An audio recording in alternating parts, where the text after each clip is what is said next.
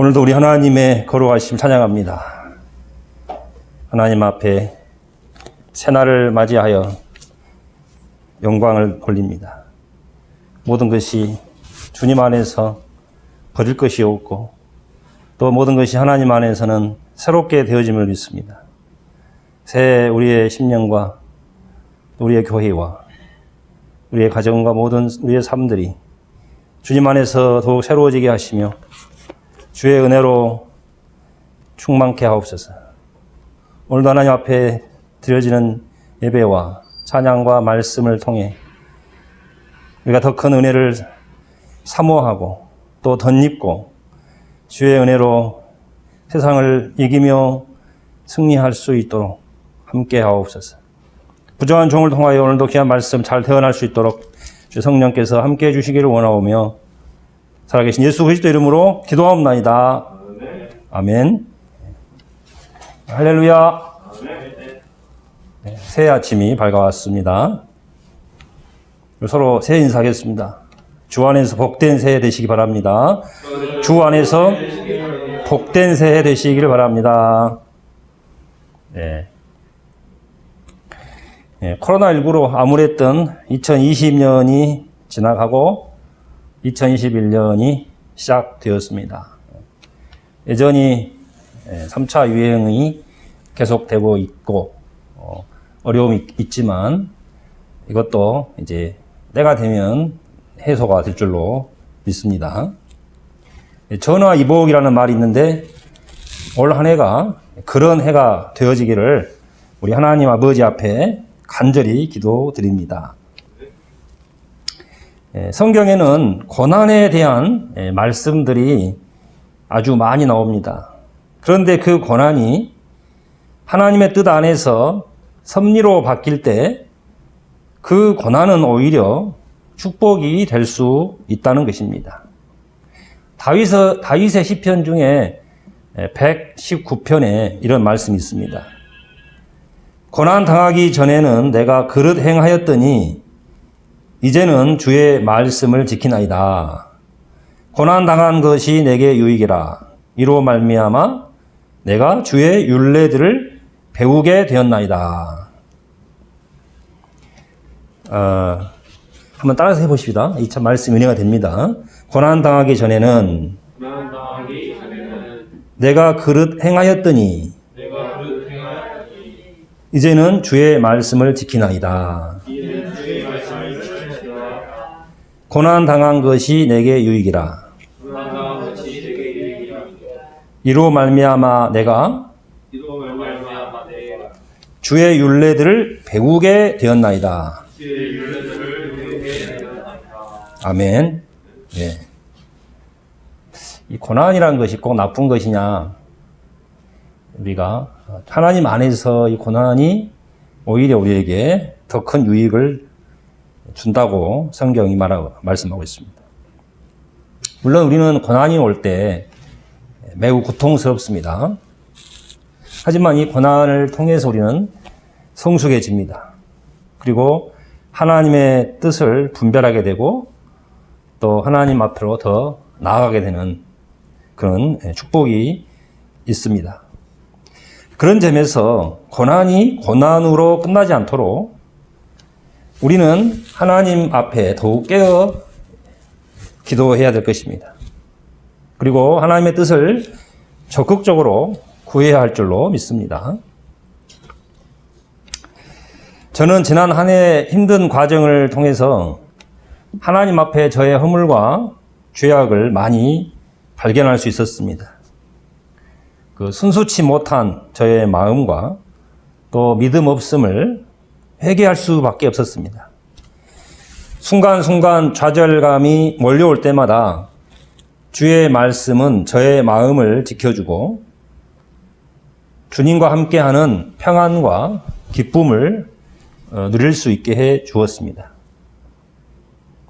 2021년 새해를 맞이하면서 저는 하나님 앞에 한 가지 기도 제목을 갖게 되었습니다. 그것은 제 자신이 무엇보다 예수님의 마음, 예수님의 온유와 겸손을 배우고자 하는 것이었습니다. 저는 내면성의 한계로 가까운 가족들에게 상처를 주거나 부담을 줄 때가 많았습니다. 그리고 이러한 내면성의 한계는 목회자로서 하나님의 일을 감당하는 데에도 늘 방해가 되었습니다. 그래서 저는 올해를 시작하면서 디모데후서 2장 24절로 26절을 저의 개인 요절로 붙들게 되었습니다. 주의 종은 마땅히 다투지 아니하고 모든 사람에 대하여 온유하며 가르치기를 잘하며 참으며 거역하는 자를 온유함으로 훈계할지니 혹 하나님이 그들에게 회개함을 주사 진리를 알게 하실까 하며 그들로 깨어 마귀의 올무에서 벗어나 하나님께 사로잡힌 바 되어 그 뜻을 따르게 하실까 함이라. 이 말씀이 새해 저 개인 요절입니다. 하나님의 사람으로서 합당한 그 내면성이 무엇인가? 그것은 온유함이라고 성경이 말씀해 주고 있습니다. 어떤 상황에서도 온유함, 이 온유함은 이제 그리스도의 온유함이죠. 그리스도의 온유함. 자기를 부인하고 주님 안에서 주어지는 참된 내면성입니다. 기도해 주시기 바랍니다. 제가 이 주님의 마음을 배울 수 있도록 기도해 주시기 바랍니다. 올해 우리 교회의 요절은 아까 함께 읽었는데 데살로니가 전서 5장 16절로 18절입니다. 우리 함께 다시 읽어보겠습니다. 시작. 항상 기뻐하라, 쉬지 말고 기도하라, 범사에 감사하라. 이것이 그리스도 예수 안에서 너희를 향하신 하나님의 뜻이니라. 우리가 아주 잘 아는 말씀입니다. 그리고 아주 또 사랑하는 말씀이기도 합니다. 저는 작년 말에 올해의 요절과 방향을 생각하면서 너무나 우울한 시대에 우리 교회와 성도님들에게 힘이 될 수 있는 말씀이 무엇일까 고민하게 되었습니다. 그때 떠오른 말씀이 오늘 본문이었습니다. 항상 기뻐하라, 쉬지 말고 기도하라, 범사에 감사하라. 이것이 그리스도 예수 안에서 너희를 향하신 하나님의 뜻이니라. 이 말씀을 기초로 생각할 때 우리는 어떠한 상황에서도 기뻐할 수 있다는 것입니다. 또 기도할 수 있고 그리고 모든 것에 감사할 수 있다고 하는 것입니다. 이 기쁨과 기도와 감사. 사실 이것은 어떤 돈이 드는 것도 아니고 어떤 여건과 환경과도 무관한 것입니다.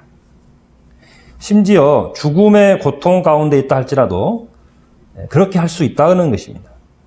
사실 이것은 참으로 놀라운 영적인 비밀이기도 합니다. 성경에 보면 고난 중에도 기뻐하고 감사하고 기도하는 사람들의 이야기가 아주 많이 나옵니다. 오늘 오늘 본문을 기록한 사도 바울도 그러했습니다. 기쁨의 서신이라고 하는 빌립보서는 그가 말년에 감옥에 있을 때 죽음을 앞두고 기록한 서신입니다. 그래서 이제 옥중서신이죠. 옥중서신. 로마 감옥에서 이제 순교를 하는데 순교하기 전에 빌립보 교인들에게 편지를 쓴 것이죠. 일생 동안 이렇게 주와 복음을 위해서 고난을 받고 로마 감옥에 갇혀서 죽음을 앞두고 있다. 생각을 해보시기 바랍니다. 인간적으로 생각하면 얼마나 마음이 이렇게 힘들지 않겠습니까? 그러나 그 빌립보서 서신에 보면 이렇게 기록하고 있습니다. 주 안에서 항상 기뻐하라. 내가 다시 말하노니 기뻐하라. 너희 간용을 모든 사람에게 알게 하라. 주께서 가까우시니라. 아무것도 염려하지 말고 다만 모든 일에 기도와 간구로 너희 구할 것을 감사함으로 하나님께 아뢰라. 그리하면 모든 지각에 뛰어난 하나님의 평강이 그리스도 예수 안에서 너희 마음과 생각을 지키시리라. 이것은 바울의 고백이기도 합니다. 이 고백 속에도 기쁨이 있고 감사가 있고 또 기도가 있습니다. 그리고 구약 성경 다니엘서에 보면 다니엘이 왕의 조서에 의인이 찍힌 것을 알고도 예루살렘을 향하여 하나님께 감사하면서 하루 3번 기도하는 내용이 나옵니다. 당시 메대 제국의 군주인 다리오 왕 때에 고관들이 총리인 다니엘을 시기하여 그를 죽이고자 왕을 속였습니다. 누구든지 앞으로 30일 동안 왕 외에 어떤 신이나 어떤 사람에게 무엇을 구하면 사자굴에 넣기로 결의하였습니다. 그러니까 사실은 이 법을 왕의 어떤 권위를 절대 권위를 높이겠다는 그런 명목 하에 누구든지 간에 다른 신, 어떤 신이나 사람에게 구하면 그는 사자굴에 넣도록 30일간의 그런 법령을 만들었습니다. 그리고 그 법을 변개할 수 없도록 왕의 도장을 찍도록 했습니다. 그래가지고 이제 왕의 의인이 찍히고 법령이 선포가 됐습니다. 이로 인해서 다니엘은 평소 하던 대로 하루 3번씩 예루살렘을 향해 기도했다는 것은 이제 하나님을 향하여 기도했다는 것입니다. 평소 하던 대로 그렇게 3번씩 기도하면 어떻게 되겠습니까? 사자밥이 될 수밖에 없었습니다. 그리고 그 정적들이 다니엘이 그 습관을 알고 있었기 때문에 CCTV를 딱 설치해놓고 이제 다니엘이 기도만 하면은 이제 딱 찍어가지고 고소하려고 딱 준비를 하고 있었던 것입니다. 하지만은 다니엘은 조금도 흔들리지 아니하였습니다. 평소 하던 대로 하나님을 향해 하루에 3번씩 무릎을 꿇고 감사하며 기도를 드렸습니다. 그래서 다니엘은 고소를 당하고 이제 사자굴에 던져질 수밖에 없게 되었습니다. 그런데 우리가 잘 알다시피 하나님이 그 다니엘을 어떻게 하셨습니까? 사자의 입을 봉하여 다니엘을 지켜주셨습니다. 다니엘은 하나님이 자기를 사자의 굴에서 지켜주실 것이다 라고 하는 그걸 믿었기 때문에 꼭 그렇게 했겠습니까? 그게 아니죠. 내가 죽을지라도 나는 하나님 앞에서 기뻐하며 감사하며 기도하겠다. 그런 결단 아니겠습니까? 하나님은 그런 다니엘을 기뻐하셨다고 하는 것입니다. 오늘 서두에서 말씀드린 이 다윗도 마찬가지입니다. 다윗은 사울 왕의 시기로 무려 10년을 쫓기며 죽을 고비를 수없이 넘겨야 했습니다. 그 광야에서 계속해서 10년을 쫓겨다니면서 정말 얼마나 힘든 삶을 살아 했겠습니까? 하지만 다윗은 늘 그 가운데서도 하나님을 바라보았고 하나님과 동행할 수 있었습니다. 그때 나온 시편들이 정말 주옥 같은 시편들이 오늘 우리에게 전해지고 있습니다. 우리가 잘 알고 있는 시편 23편. 여호와는 나의 목자이시니 내가 부족함이 없으려다. 우리가 참 사랑하는 말씀인데 사실은 그 시편이 나오는 배경은 바로 그런 고난 속에 있는 다윗이 하나님을 바라보고 있을 때 나는 부족함이 없나이다 라고 이렇게 오히려 감사하고 있는 그런 시편인 것입니다. 그는 고난 중에도 하나님과 동행할 수 있었기 때문에 주님을 바라봤기 때문에 부족함 없는 하나님의 은혜를 고백할 수 있었다고 하는 것입니다. 이런 이 다윗이나 다니엘 그리고 바울과 같은 사람들은 우리와 전혀 다른 특별한 사람이기 때문에 이 사람들은 우리와 좀 다른 전혀 다른 사람들이기 때문에 그렇게 할 수 있었을까요? 그렇지 않습니다. 그들도 다 똑같은 사람입니다. 우리와 똑같은 사람인 것입니다. 그들도 고난의 때에 힘들고 괴로웠을 것입니다. 때로는 두려움과 연약한 생각이 들 때도 있었을 것입니다. 하지만 그들은 그 가운데서도 살아계신 하나님을 바라보았습니다. 역사의 주관자이시고 인생의 생사화복을 주관하시는 하나님, 세상을 섭리 통치하시는 하나님을 바라보았습니다. 그리고 이러한 믿음이 있을 때 그들은 고난 중에도 하나님이 주시는 마음의 평안을 누리며 담대함과 그리고 오히려 하나님 앞에서 기뻐하며 감사할 수 있었다고 하는 것입니다. 특별히 오늘 본문에서는 그러한 삶의 비결을 우리에게 가르쳐주고 있습니다. 다시 한번 우리 이건 외워야 되니까 우리 이제 올해 교회 요절이니까 다시 한번 본문 읽어볼까요? 시작. 항상 기뻐하라. 쉬지 말고 기도하라. 범사에 감사하라. 이것이 그리스도 예수 안에서 너희를 향하신 하나님의 뜻이니라. 아멘. 네, 이것이 우리 요절이니까 이거는 꼭 외우시고 늘 이렇게 매일매일 묵상. 하가다 반복. 계속해서 반복하면서 체질화 되시기 바랍니다. 체질화. 항상 기뻐하라.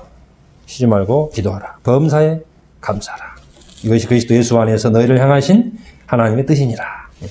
이 본문 속에는 우리가 이렇게 할 수 있는 그 비결이 나와 있는데요. 첫 번째가 뭐냐면 그리스도 예수 안에서 이러한 삶이 가능하다는 것입니다.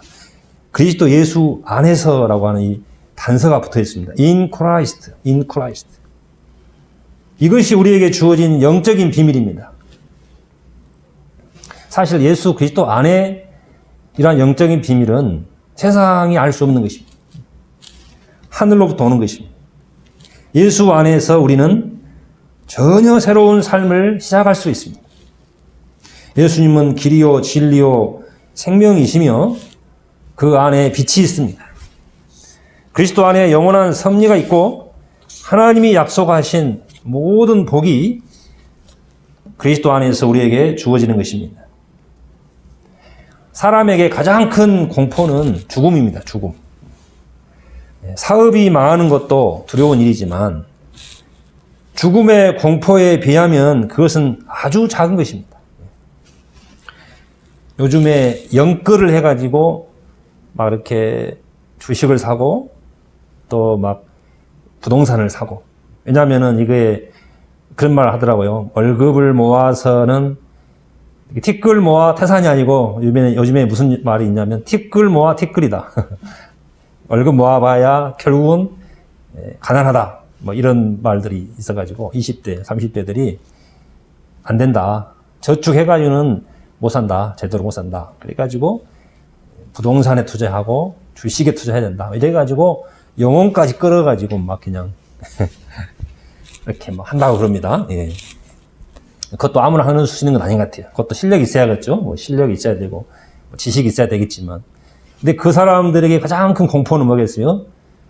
주식이 떨어지는 거. 그죠? 부동산이 폭락하는 거. 그게 얼마나 공포스럽겠습니까? 부동산이 폭락한다든지 만약에 주식이 떨어져 버리면 영혼까지 끌어서 막 이렇게 투자했는데 어떻게 되겠습니까? 야, 이것은 뭐 사업이 부도가 나버리고 망하는 것 같은 뭐 그런 막 느낌이 들 것 같아요. 예. 그래도 설령 그런다고 그런 일이 있다 할지라도 이 죽음에 비하면 죽음의 공포에 비하면 그것은 아주 어찌 보면 작은 것입니다. 뭐 사업이 조금 어려워지고 뭐 동산이 떨어지고 뭐 주식이 떨어졌다 할지라도 또 시간이 흘러가고 또 노력하기에 따라서 다시 재기할 수 있는 기회가 있습니다. 그게 시간이 좀 걸리더라도 뭐 건강하면 살아있으면 얼마든지 또 재기할 수 있습니다. 하지만은 이 죽음이라고 하는 것은요 더 이상 우리에게 기회를 주지 않습니다. 아마 그래서 이 코로나가 굉장히 사람들에게 두려움을 주는 것 같아요. 코로나로 죽음이 올 수 있잖아요. 죽음이. 그러니까 뭐 그게 지금 백신 나오고 백신 맞고 뭐 치료제까지 다 이제 나와버리고 그러면 이제 걸려도 뭐 감기 정도로 뭐 나을 수 있다. 그러면 이제 공포심을 느끼지 않겠지만 아직은 우리가 백신 못 맞았잖아요.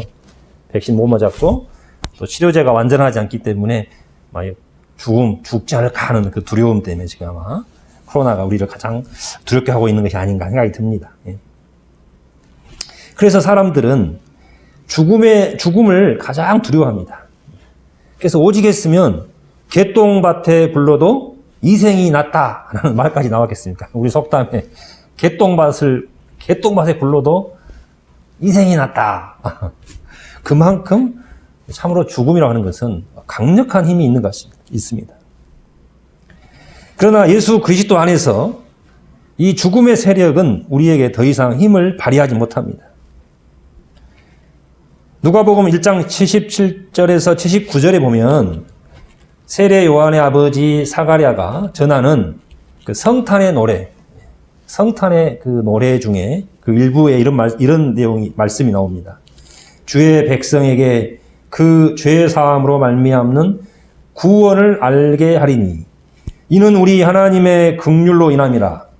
이로써 돋는 해가 위로부터 우리에게 임하여 어둠과 죽음의 그늘에 앉은 자에게 비치고 우리 발을 평강의 길로 인도하시리로다. 아멘. 네. 자, 이 말씀이 이해가 됩니다. 네. 예수님 누구십니까? 예수님은 돋는 해가 되신다. 돋는 해가 위로부터 우리에게 임하여 어둠과 죽음의 그늘에 앉은 자에게 비치고 우리 발을 평강의 길로 인도하시려다. 추운 겨울에 이렇게 산을 걷는 사람들이 한밤중에 이제 산을 걷다가 길을 잃어버리면 어떻게 됩니까? 길을 잃어버리면 2013년인가 2010몇 년도에 그 대학생 4명이 보니까 설악산에 갔다가 좀 무리하게 이제 산행을 한 거예요. 좀 이제 늦지막하게 이제 시간이 넘어가면은 그 밤이 되기 전에 얼른 그것도 겨울이니까 올라가면 안 되는데 뭐 젊은 혈기로 괜찮아 뭐 우리 충분히 이렇게 갈 수 있어 그렇게 하고 이제 올라갔어요. 올라가고 내려오는 길에 막 그 추운 겨울인데 길을 잃어버렸습니다. 그래가지고 이제 완전히 뭐 길을 잃어버리니까 가도 이제 길은 나오지 않고 가면 또 절벽 나오고 또 가면 절벽 나오고 뭐 설악산 거기 엄청나잖아요. 그 뭐 그런 험한 지형들에서는 결국은 이제 그 중에 한 명이 발을 삐어가지고 못 걷게 되고 또 한 친구는 뭐 저체온증으로 막 졸음이 오고 그러다가 결국은 이제 2명이 죽었어요. 2명. 학생 2명이 죽고 한 사람은 어떻게 해서 이제 그 등산객이 발견해서 살고 또 한 친구는 친구들을 위해서 이제 이렇게 구조 요청한다고 갔다가 이제 그렇게 어떻게 해가지고 이제 대피소까지 와가지고 살고 2명이 죽었더라고요. 이렇게 한밤중에 이렇게 겨울에 산에서 길을 잃어버리면 정말 죽음의 공포가 느껴지게 됩니다. 그러나 아침 해가 돋을 때, 돋는 해, 아침 해가 돋을 때 그 공포는 사라지고 마음에 참 평안을 얻게 됩니다. 이제 해가 뜨면 길이 보이잖아요. 길이 보이고 이제 살 소망이 생기니까 마음에 평안이 오는 것입니다. 마치 우리 인생은 이와 같은 것입니다. 칠흑같이 어두운 밤을 걷는 것 같은 것이 우리 인생인 것입니다. 우리가 앞을 볼 수가 없어요. 어떻게 할지 몰라. 지금 코로나 가장 두려운 건 그거잖아요. 나도 걸릴 수 있어. 뭐 조심한다 하지만은 이게 어떻게 감염이 될지 모르는 것이기 때문에 얼마나 이게 참 두려운지 모르겠어요.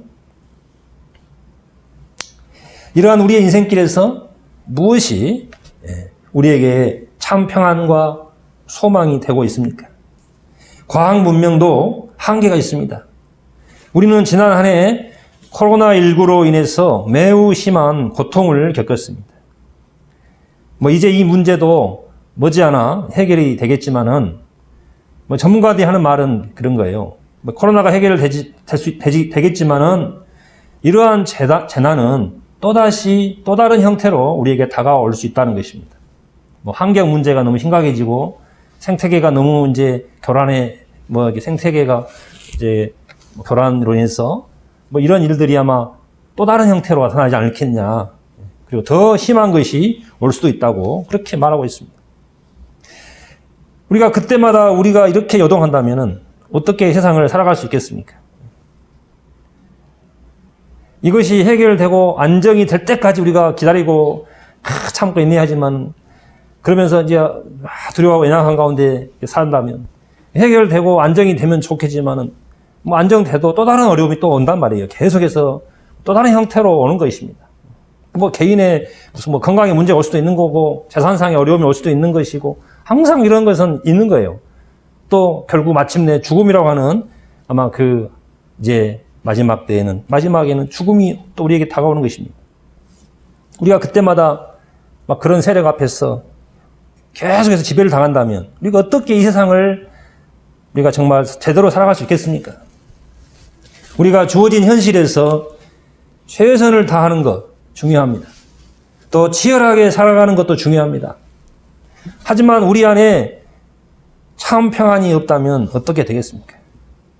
빛은 어둠을 몰아내고 생명은 죽음을 이기는 힘이 있습니다. 우리가 믿는 자로서 돈눈에 되시는 예수님 안에 거함으로 우리는 참된 기쁨과 감사의 삶을 살아갈 수 있습니다. 예수 안에는 결코 어둠이 없습니다.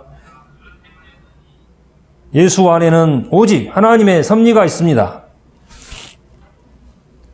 이러한 믿음이 있을 때 우리는 자신의 영혼뿐 아니라 또 우리의 가족과 이웃을 지켜낼 수가 있습니다.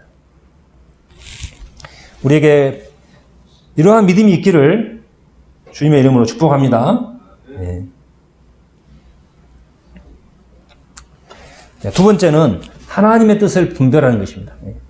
어떻게 우리가 항상 기뻐하고 쉬지 말고 기도하고 범사에 감사할 수 있는가? 그것이 하나님의 뜻이라고 오늘 말씀하고 있습니다. 하나님의 뜻은 주 안에서 항상 기뻐하는 것이고 그리고 주 안에서 쉬지 말고 기도하며 범사에 감사하는 것입니다. 이것이 하나님의 뜻이라고 하는 것입니다. 성경에서는 무조건 기뻐하라고 하는 것이 아닙니다. 무조건 기도하고 무조건 뭐 감사하세요 이렇게 말하지 않습니다. 우리가 억지로 이렇게 할 수는 없어요. 한계가 있는 것입니다. 뭐 한두 번 연습은 할 수 있겠지요. 한두 번 연습은 가능하겠지만은 어떻게 우리가 항상 기뻐하겠습니까? 또 기도할 수 있겠습니까? 범사에 감사할 수 있겠습니까? 사실 이것은 우리의 힘과 지혜로는 불가능한 것입니다. 그래서 주 안에서라는 단서가 있는 것이죠. 주 안에서. 그리고 이것이 바로 우리를 향한 하나님의 뜻이라고 말씀하고 있습니다. 하나님은 그리스도 예수 안에서 우리가 기뻐할 수 있는 은혜를 주시고 그리스도 예수 안에서 기도할 힘을 주시고 범사에 감사할 수 있는 영적인 깨달음과 축복을 주십니다.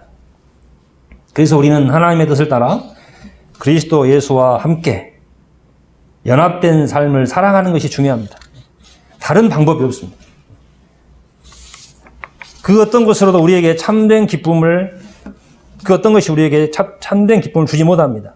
예수님은 포도나무 비유에서 요한복음 15장에 보면 이렇게 말씀하십니다. 내가 포도나무요 너희는 가지라. 내가 그 안에 거하면 사람이 열매를 많이 맺나니 나를 떠나서는 너희가 아무것도 할 수 없습니다. 너희가 내 안에 거하고 내 말이 너희 안에 거하면 무엇이든지 원하는 대로 구하라. 그리하면 이루리라. 나를 떠나서는 너희가 아무것도 할 수 없습니다. 주님 안에 모든 것이 있습니다. 주님 안에 참된 기쁨과 감사와 기도의 삶이 있습니다. 어떤 유명한 신학자가 이런 말을 했어요. 참된 기쁨은 고통의 부재가 아니라 하나님의 임재이다. 한번 따라서 해봅시다. 진정한 기쁨은, 시작. 진정한 기쁨은 고통의 부재가 아니라 하나님의 임재이다. 참 은혜가 되죠. 오늘 아침에 설교 말씀 방송에서도 그런 말씀을 설교 중에 나오더라고요. 은혜가 되더라고요. 우리는 고통이 없어져야 기쁨이 올 것이다 생각하는데 그게 아니라는 것이죠. 고통의 부재로 기쁨이 오는 게 아니라 하나님의 임재가 있을 때 똑같은 말씀이죠. 주님 안에 우리가 거할 때 우리는 기쁨이 있어요. 주님의 기쁨이 나의 기쁨이 될 수가 있습니다. 되는 것입니다. 우리가 이 하나님의 뜻을 헤아리지 못하고 내 감정과 내 경험과 지식과 세상의 방법을 따라서 이 세상을 살아간다면 우리는 결코 참된 기쁨과 감사와 기도의 자리로 나아갈 수 없을 것입니다. 절대로 갈 수가 없어요. 절대 우리 안에 참 기쁨은 오지 않습니다. 진정한 감사할 수 있는 힘이 능력이 없습니다, 우리가. 또 기도할 수 없습니다. 하나님의 임재 속에 살아가야 됩니다. 하나님과 주님과 동행하는 삶을 살아갈 때 주 안에서 우리가 이런 삶을 누릴 수 있다는 것입니다. 저는 최근에 우리 교회 김현주 권사님을 통해서 하나님과 동행하는 삶에 대하여 큰 도전을 받았습니다. 권사님은 매일 말씀을 듣고 읽고 신앙일기를 이렇게 동행일기라고 해요. 동행일기. 하나님과 함께하는 신앙일기를 쓰면서 하나님과 함께하는 삶을 이제 기록하고 있다고 했습니다. 어떤 문제든지 기도하면서 하나님께 묻고 또 말씀 속에서 답을 찾으면서 그걸 기록한다고 했어요.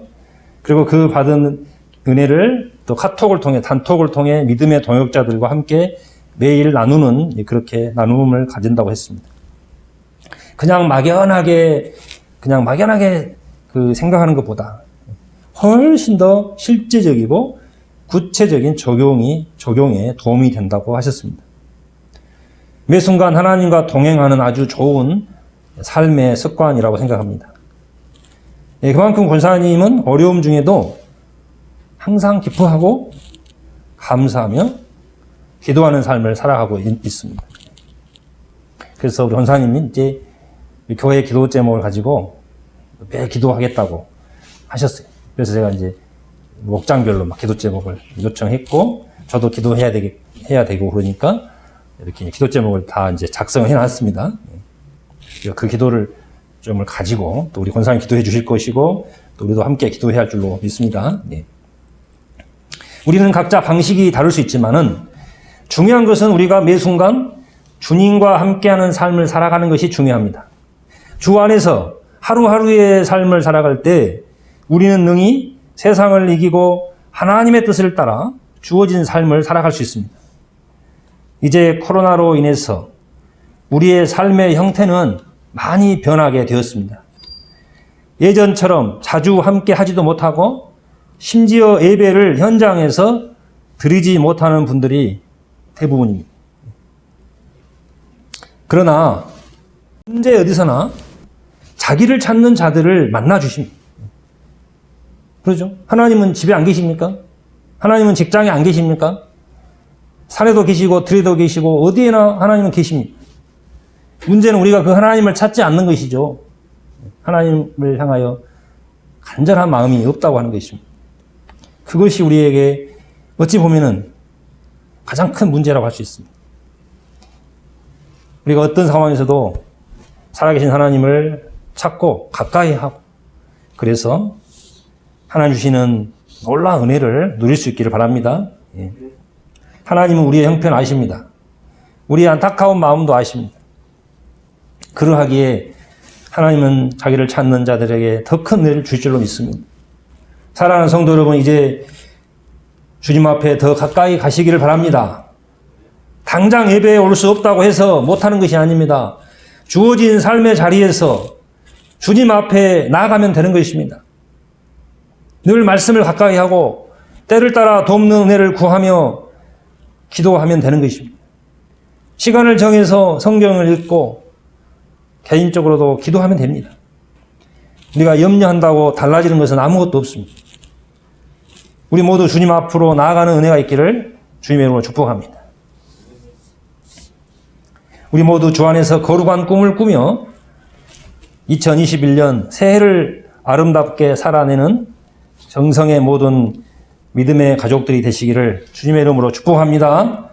네, 기도하겠습니다. 하나님 감사합니다. 2021년 새해를 맞이하여 항상 기뻐하라, 쉬지 말고 기도하라, 범사에 감사하라. 이것이 그리스도 예수 안에서 너희를 향하신 하나님의 뜻이니라. 귀한 말씀으로 한 해를 시작할 수 있도록 은혜 주심을 감사합니다. 우리가 주님 안에서 하나님의 참된 평안을 누리기를 원합니다. 주님의 생명으로 죄와 사망의 그늘에 앉아있는 영혼들을 살리는 우리 교회로 우리의 성도의 삶으로 더욱 성장하고 자라나고 성숙해지게 하옵소서. 주님의 은혜가 오히려 더 차고 넘치는 새해가 될 수 있도록 축복하여 주시옵소서. 주님이 함께해 줄 줄로 믿사오며 예수 그리스도 이름으로 기도합나이다. 아멘.